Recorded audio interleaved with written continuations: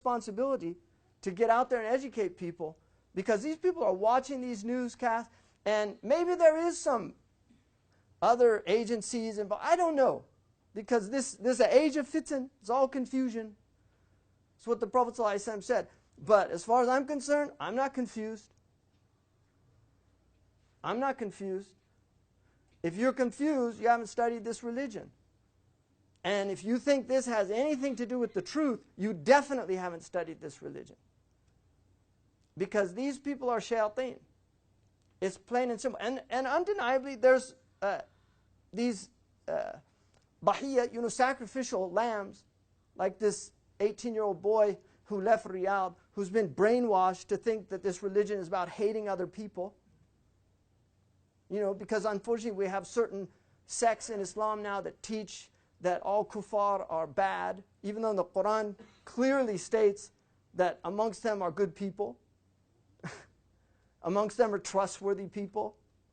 Quran is a nuanced book. It's not a simplistic book. It's not a black and white world. And then يُخْرِجُ الْحَيِّ مِنَ الْمَيْتِ وَيُخْرِجُ الْمَيْتِ مِنَ الْحَيِّ. From kufr comes iman, from iman comes kufr. That we're fluid by nature. Humans are fluid. People are in one state one day, they're in another state the next day. Astaghfirullah, qulu qawli hadha, astaghfirullah li wa lakum.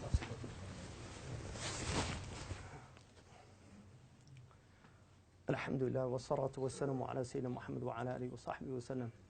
Unfortunately, there's not many scholars left in our ummah. There really isn't. But the few that are left, they all agree, they all say the same things, that whether they were trained in Afghanistan or Mauritania or Malaysia or Egypt or Iraq, if they were trained in the Sanad tradition, they all say the same thing.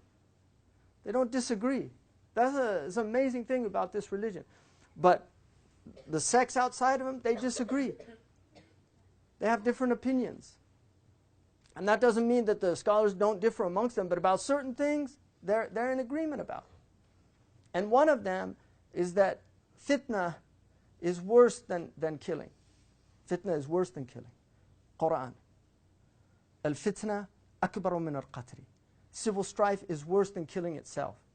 Just the fact that humans are filled with strife. Because shaitan, that's what he wants to do, reduce us. He wants to prove that the angels, in their question to God, are you going to place in the earth those who corrupt and shed blood? That's shed blood. That's what they asked.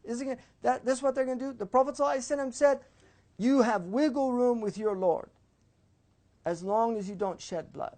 The Quran says that if you kill a believer, مُتَعَمِّدًا فَجَزَاؤُهُ, your reward is Jahannam. That's the reward of killing a believer. And the mu'ahid, they have rights. People have rights. These people have rights. These Syrian Christians, the Syrian, all these people have rights. They're mu'ahidun. They're supposed to be protected. And the Shia are Muslims. They're not kuffar. They're Muslims. Just because he's a Shia doesn't give anybody a right to kill him or do anything. But these people don't care. I met a man in Turkey who was a Naqshbandi from Halab. He had welts on his back from the torture that they did with him. Why? Because he was an imam in a masjid where they did dhikr in a group. That's why he was tortured.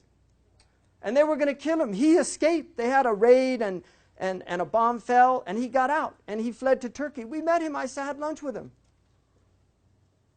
That's the type of people we're dealing with. And then they've got all the women covered from head to toe. There's a khilaf. Niqab is not a fard.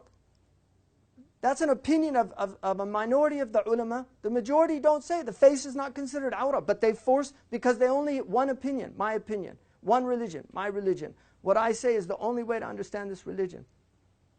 So we're gonna have to deal with this here, because it's all started up again. It's all started up again. And don't think you can be comfortable in your homes, really. I am telling you, do not think that you can be comfortable in your homes. Because we're in a very precarious situation in the first place. These mosques, thank God we've got some social order here. Social order breaks down. People get fed up. The Arabs say, watch out for the halim if he gets angry. people that don't get angry quickly, when they get angry, watch out. And now it's starting over again. They're going to start bombing, and again, Muslims. They're going to be innocent Muslims are killed in these things, and it just keeps these cycles of violence going. Doesn't stop because these people they don't know what to do. All they know is to kill. That's all they know. Just like this group over here, that's all they know. In the hadith, they say their shi'ar is amit, kill, kill. That's all they know.